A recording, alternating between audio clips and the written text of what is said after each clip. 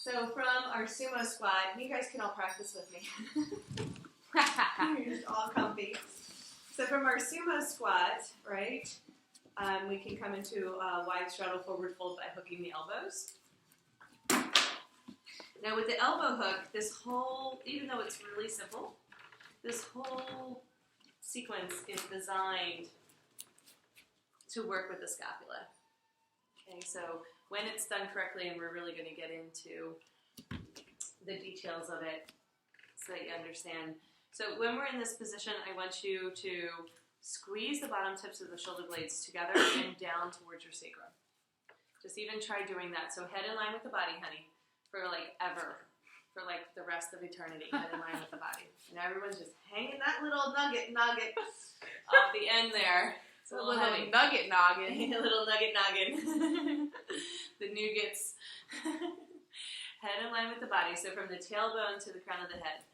Nice long line of energy. So we're squeezing. Okay, hands are by the shoulders still, not by the waist. Okay, so we're pulling up. And then we're squeezing the shoulder blades down the back. Together and down. Well, together is happening for us. Okay, so don't overemphasize the belly because you're making a U shape with your spine and not a straight line. Yes, that's the difference, right? Head in line with the body. Okay, come to center. Drop the left hand down, right underneath the gaze, not under the heart, but under the gaze. So you're pulling forward. Hand is not at the waist for like ever. It's at the shoulder. But it's like, so notice the shoulder closes, the shoulder opens. Bring your hand forward a lot.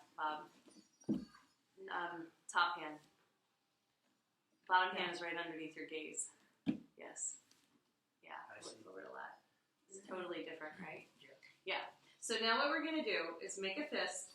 Fingers are towards you, and you're going to pull it towards your sternum. So pull that towards your sternum. Okay, so we're pulling the shoulder blade off the back. Right? And then we're going to release and look down towards the ground, and the shoulder blade comes back onto the back. So inhale, twist, pull the fist towards your sternum. So the shoulder blade comes off the back, and then shoulder blade goes back onto your back, come down. So we're lubricating that shoulder to slide into the space, right? So do that a few more times. Just feel what happens. And we happen to be wringing out the spine. Start to straighten the arm. Hold on to the swing. We're going to bring it overhead. Right? Swim it overhead. So now, again, just this movement, let's do that a few times. We're lubricating the shoulder joint. Okay?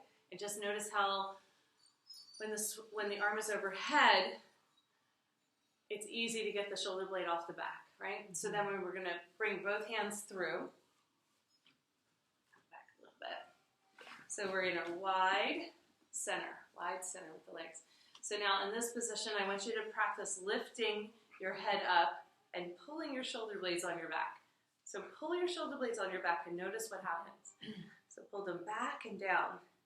And so this is unplugged when we drop the heart.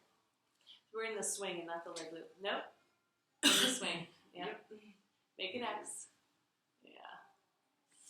So pull the shoulder blades on the back and then start to drop. So you're not going to go nearly as far. So when you pull the shoulder blades on the back, for some reason I start talking with a New York accent. When you pull your shoulder blades on your back, you won't go as far. It's just going to happen like that. Who knows? Like Anthony comes out to teach the class. Okay, so you'll just notice that it's a totally different pose, right? You're not going to go nearly as far.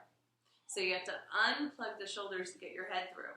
We don't want to get our head through. We want to keep our head in line with our body. Yeah! And that's how we're going to start to strengthen that part. Then we come to stand. Use your arms. Drop in again. So don't drop your head, honey. So as soon as Julia, you're honey, by the way. Okay. If you drop your head, it means that your shoulder blades are no longer on your back. Yeah. That's it. Use your arms. It should be really, really hard if you're doing it right. Oh, yeah. Release the left arm, come overhead. Let's do second side. Okay, so notice if one side's different than the other. So we bend the elbow in towards our ear, not our waist. Come up. Fist towards you. Fist towards you. your fist towards you. Knuckles towards you? Yeah. No, knuckles away. Oh, which knuckles? Yeah. Palm your towards you? fingernails. Palm towards you? When I say fist towards you, I mean your fingers curled in. Okay, so long line of energy, right? Can the head be in line with the body like immediately and feel like your tailbone is shooting back and your crown of your head is shooting forward? Long lines of energy. Okay, then pull your fist towards your sternum and twist and look towards the sky. And then relax, look down. So the shoulder blade goes onto the back when we relax down. And when we pull, it's like we're pulling the shoulder blade off the back and twisting. And then it goes back onto the back when we relax. Okay, so we're wringing out the whole spine, getting that nice long line of energy. And then just this movement will start to mobilize the scapula, which is really, really stuck for a lot of people. And you'll notice most people in class don't even do this close to right, or whatever right is. And so I just kind of let them have the experience. But if we were really going to emphasize the neck and the shoulders and upper back and chest, we would really want to dive into these details. Straighten that arm, swim it overhead. The same thing, when we're swimming the arm overhead is when we're lubricating the shoulder joint. Lift the chest, lift the gaze. Okay, so head in line with the body. Now we bend the elbows. The same thing, don't head dive here, right? So let's add in another thing that we don't normally do. So this is what I do to get the tuck, right? So even if the chest is lifted, I want you to tuck in through your core and then drop. Tuck and then drop. Nice. Keep your head lifted. Tuck and then drop. Can you feel that? So that's like a cat-cow. Even though we're not fully in the swing, you can see how we can get that same undulation through the spine. All right, so now we're going to tuck just slightly. Stay tucked. That's how you have a straight line in the body. Not too much. Get your tailbone back. There you go. And then press, press, press, come to stand. Press, press, press, press, press. Pull the shoulder blades onto the back. And bend the elbows. Nice. All right, pull the shoulder blades onto the back. Totally different, right? Yeah. Bend the elbows. All right, squeeze the bottom tips of the shoulder blades together. Come to stand. Squeeze the bottom tips of the shoulder blades together. So if you do that, Bob, your arms are going to plug into the socket. So plug them in more. Yes, that's plugging them in. Nice.